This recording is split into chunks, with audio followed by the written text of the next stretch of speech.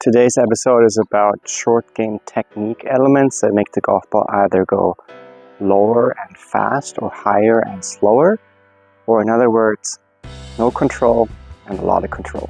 A fast golf ball in short game is less controllable, and a slow golf ball with a lot of spin is very controllable. Let's start with the obvious ball position. If I place my golf ball back in my stance, I'm going to de-loft my lob wedge and it comes up more like a 9-iron. If I put the golf ball more forward in my stance, I'm actually playing the loft. Alright, time to demonstrate. We're going to start with the golf ball back in my stance. And obviously I need very little club head speed now because the ball is coming off very hot and fast.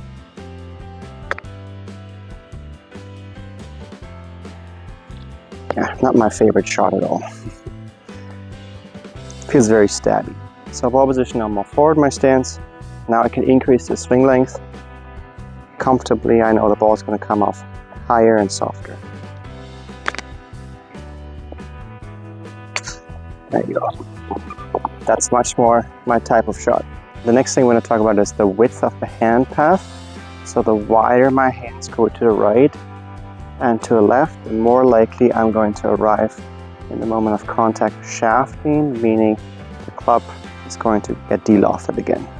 So first, a very wide hand path. It's going to come out very similarly to the ball position back in my stance. I'm going to play it pretty neutral, though, in terms of like ball position. So wide path. Right.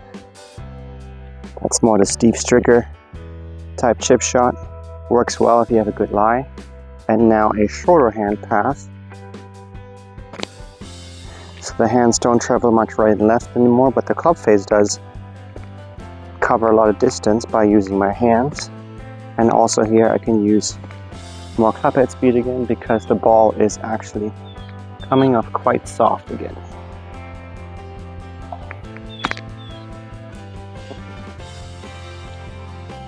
Let's talk about grip. If I have a strong grip, if I release the club face is being closed, so strong grip players always invite themselves to tug more on the handle, meaning I'm de-lofting it again. So strong grip is very difficult to control in the short game.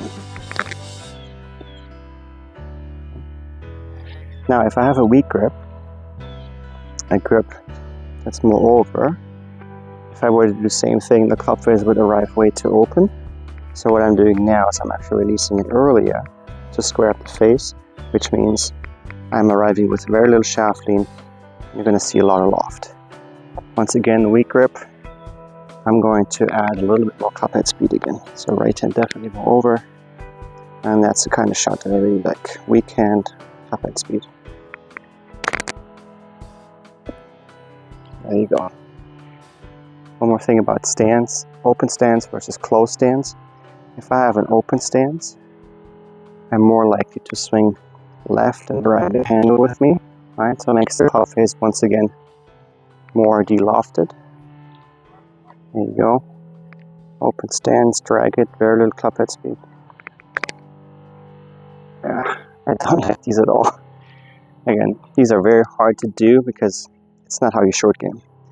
And then more of a closed stance, where the right shoe is more back, you invite yourself again to release the club earlier and arrive with more loft. And you can swing the lob wedge again comfortably.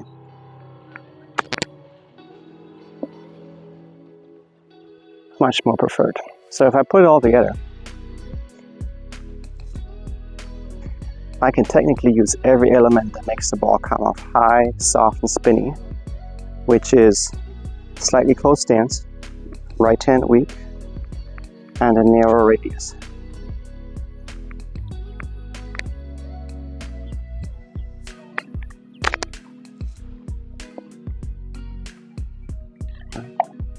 Once again, if I wanted to make it come off really, really hot, I do open stance, strong grip, and then a wide radius. I don't know how I'm going to keep that on the green.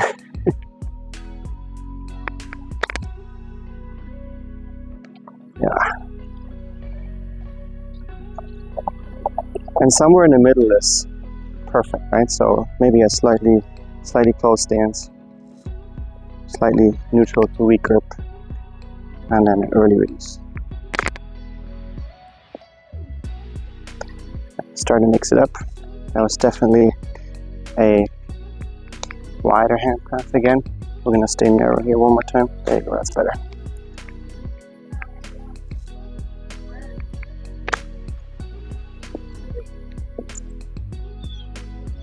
Not the best, but you can see how the technical elements influence. So if you want to become a short game connoisseur, definitely consider the soft ball speed elements, weaker hand to the right side, narrow radius, and a slightly closed stance.